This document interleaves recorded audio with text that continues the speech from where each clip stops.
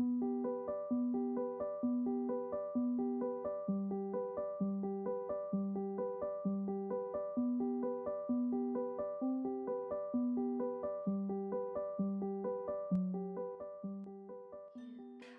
I'm Lydia Crespo, and I'm a textile designer.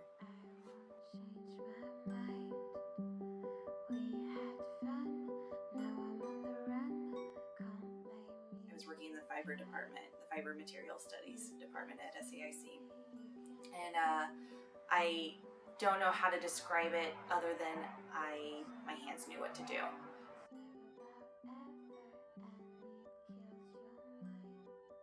After undergrad, I just kept taking classes, and what helped me do that was I received a fellowship from the School of the Art Institute, which helped me take classes and continue my education and buy those supplies that I needed to continue building what eventually became a business. I didn't expect it to, but it became one. It was really interesting how everything just kind of aligned and happened.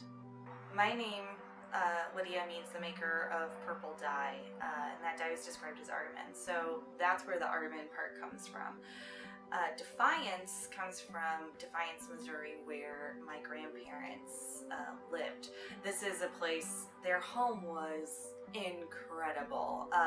It was a place where I loved going. I spent a huge chunk of my childhood there learning and discovering nature and really just seeing how we live with it and live through it. Since it was such a huge part of me, it's such a huge part of my upbringing, I wanted to honor my grandparents by including that in my business name. I get the majority of my supplies from Earth Hues. They are a natural dye company based out of Seattle. What's so great about Earth Hues is that, again, it goes back to that respect for nature. They're making sure that they are not over harvesting. They're making sure that it's not materials that are going to harm the earth when they go back into them. I love their mantra.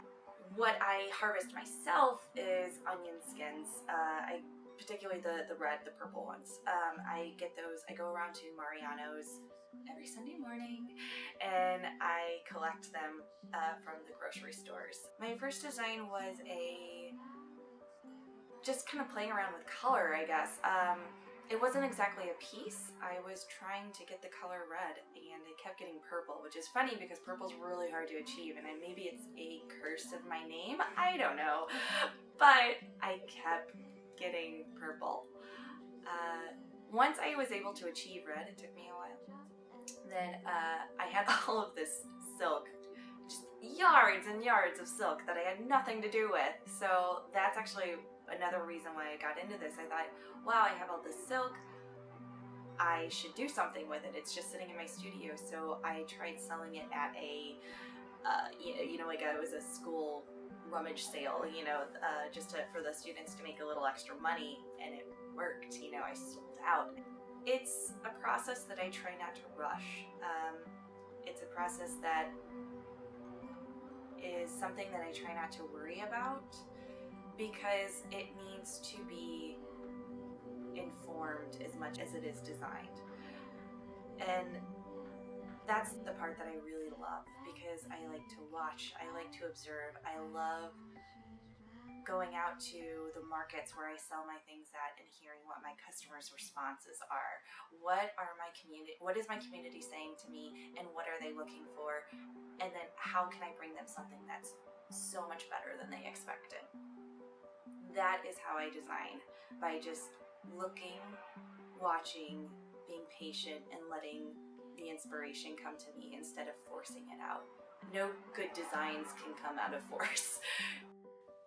I really love going to those markets, going to those pop-up shops, going to my retailers and delivering my product to them and just seeing them excited and just as joyful as I am to be making this stuff for them. I love that community. I love designing for them.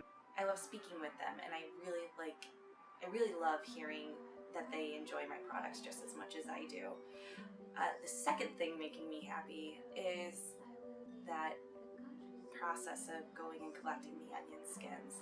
there's this really wonderful moment that happens every Sunday morning. I get up at 6 a.m. and when the grocery stores are opening, and the city is so quiet and it is so still, and there is just a fantastic peace that is coming over me because I know that I'm doing what I love. I know that I get to actually physically handle the material that is going to make this amazing green dye, and it's so unexpected.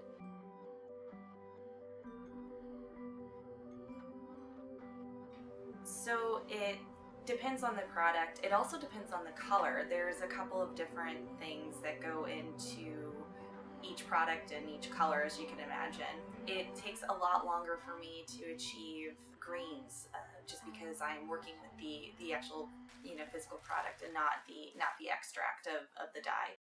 Something like that needs to rest overnight to really get a nice, good, rich color. Other dyes I can throw in the pot and they're done in an hour, and then I have to wash them, and then they have to dry, and then they have to iron. So all in all, I mean, it takes me 1 to 2 days to finish a piece, but it's one of those things where it's a lot of working, resting, and I'm meaning the dye, not me. That gets to rest. So it's a long and involved process, but it's a very enjoyable one. Running your own business is so stressful, and it is something growing so rapidly. I couldn't even imagine this, that I would have been at this place. When I first started out, I thought I was going to be just making a little extra money on the side. And I'm at this place where it's like, wow, this is my full-time job. It's taken me places that I couldn't imagine. So this thing that I always thought that I would be able to do, which is fun, for me, is exploring new colors and seeing what else can happen.